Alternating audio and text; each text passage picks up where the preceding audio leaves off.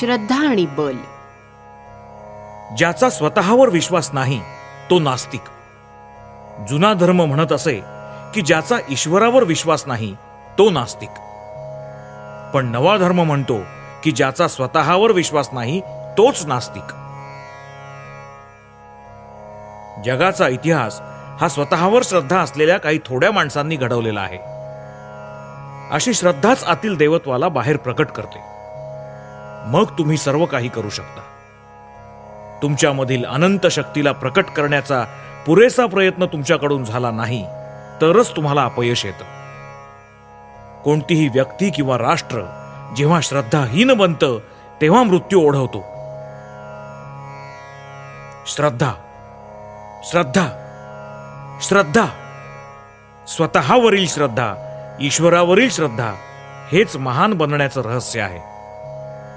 तुमच्या पुराणांमधून वर्णिलेल्या 33 कोटी देवांवर तुमची श्रद्धा असेल, तसंच परकीय श्रद्धा असेल, पण तुमची स्वतःवर जर श्रद्धा नसेल तर तुम्हाला मुक्ती लाभणं शक्य नाही. आत्म्याच्या पक्षी काहीही अशक्य आहे असं कदापि समजू नका. तसं समजणं ही घोर नास्तिकता आहे. तो घोर पाखंडीपणा आहे. पाप म्हणून जर काही असेल तर ते फक्त हेच, स्वतःला किंवा इतरांना दुर्बल म्हणणं हेच एकमात्र पाप होय. जसा तुम्ही विचार कराल, जसं तुम्ही चिंतन कराल, तसंच तुम्ही व्हाल. जर तुम्ही स्वतःला दुबळे समजाल तर तुम्ही दुबळेच व्हाल. तेजस्वी मानाल तर तेजस्वी व्हाल. मुक्त तुमचं तुम्हालाच व्हावं लागेल. कुणाकडूनही मदतीची आशा बाळगू नका. माझी खात्री आहे, तुम्ही जर आपल्या गतजीवनाचा आढावा घ्याल तर तुम्हाला असं आढळून येईल की तुम्ही सारखे कुणाची तरी मदत मिळावी म्हणून व्यर्थ धडपडत होतात. पण अशी मदत तुम्हाला कधी मिळालेली नाही. जी काही मदत तुम्हाला कधी मिळाली आहे ती सगळी तुमच्या अंतरात्म्यातूनच, तुमच्या स्वतःतूनच.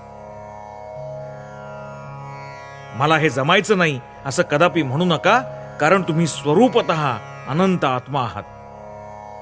तुमच्या अनंत स्वरूपापुढे अनंत काळ आणि अनंत अवकाशही काहीच नव्हेत. तुम्ही काहीही काय हवं ते करू शकता, कारण तुम्ही स्वरूपतः सर्व शक्तिमान आहात. ईश्वराचे पुत्र तुम्ही. तुम्ही अमृताचे अधिकारी, पवित्र, पूर्ण. तुम्ही या मर्त्यभूमीतील देवता. तुम्ही पापी, अशक्य. मानवाला पापी म्हणणंच महापाप. विशुद्ध मानवात्म्यावर तो मिथ्या कलंकारोप मात्र आहे.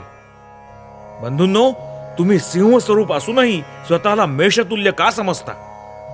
उठा मृगराजांनो, उठा आणि आपण मेंढरा आहोत हा वृथा भ्रम झाडून टाका. तुम्ही जरा मरणरहित, मुक्त आणि नित्यानंद स्वरूप आत्मा आहात. या धडपडीची, या चुकांची, अपयशाची तमा बाळगू नका.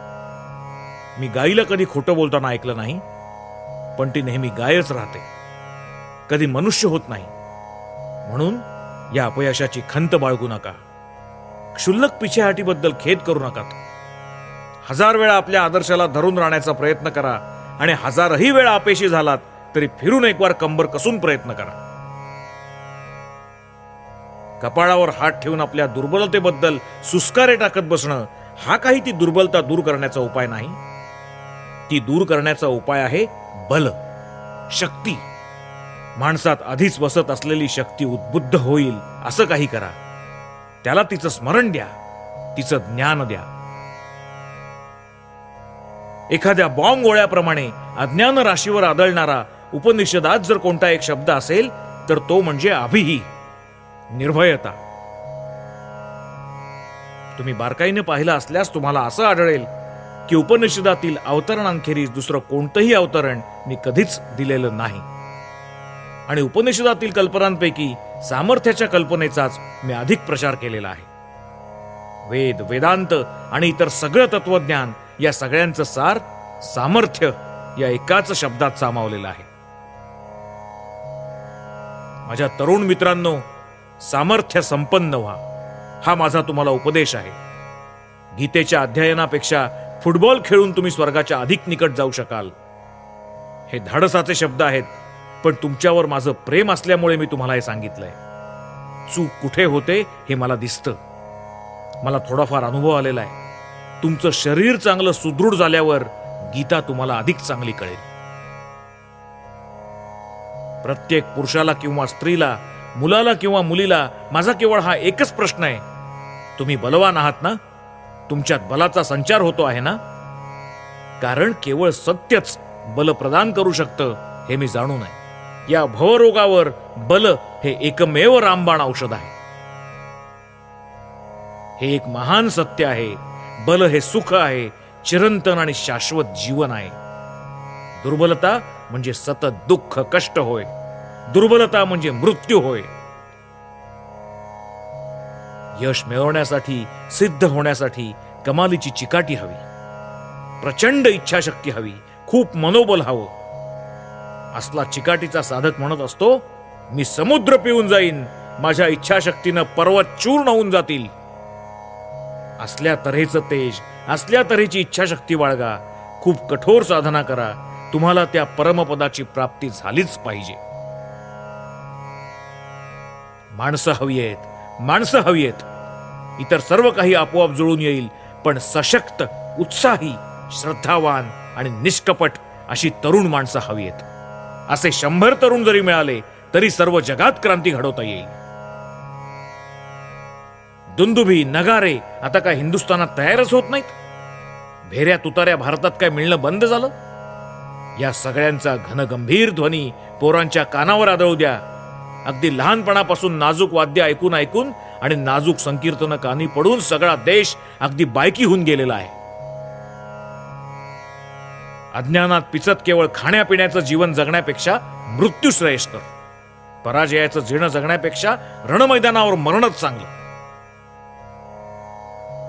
पुढे वा, काहीतरी विरोचित कार्य करा. तुम्हाला मुक्ती प्राप्त झाली नाही तरी त्याचं काय एवढं मोठं? किंवा पुष्कळदा तुम्हाला नरकवास भोगावा लागला तरी त्याचंही काय मोठं आहे? हे वचन खोटं आहे का बघा. मनसी वचसी काये पुण्य पीयूष पूर्णा त्रिभुवनमुपकार श्रेणीभि प्रीणयंतः परगुण परमाणु पर्वती कृत्य नित्यम निजरुधी विकसंतः संति संतः कियंतः. ज्यांच्या विचारात, उच्चारात आणि कृतीत पावित्र्य भरलेलं आहे असे काही पुण्यश्लोक महात्मे आपल्या उपकार कृत्यांनी त्रिभुवनाला संतुष्ट करतात आणि इतरांच्या ठाई असलेल्या परमाणू एवढ्या गुणाला पर्वता एवढा मोठा करून आपल्या हृदयाचा विकास करतात. प्रत्येक जण आपल्या पूर्ण शक्तीनुसार जोपर्यंत कसून उद्योग करत नाही तोपर्यंत काही होणं शक्य आहे. उद्यमी आणि साहसी मनुष्यालाच देवी लक्ष्मी प्रसन्न होते. मागे वळून पाहण्याची गरज नाही. पुढे पुढे चला. आपल्याला अमर्याद सामर्थ्याची, अपरंपार उत्साहाची, उदंड धैर्याची आणि निस्सीम धीराची गरज आहे. या सगळ्या गोष्टी असतील तरच महत्कार्य सिद्धीला जातील. हताश होऊ नका. तलवारीच्या धारेवरून चालण्याप्रमाणे मार्ग अत्यंत बिकट आहे करा, तरी निराश होऊ नका. उठा, जागे व्हा आणि आपलं ध्येय, आपलं लक्ष गाठा.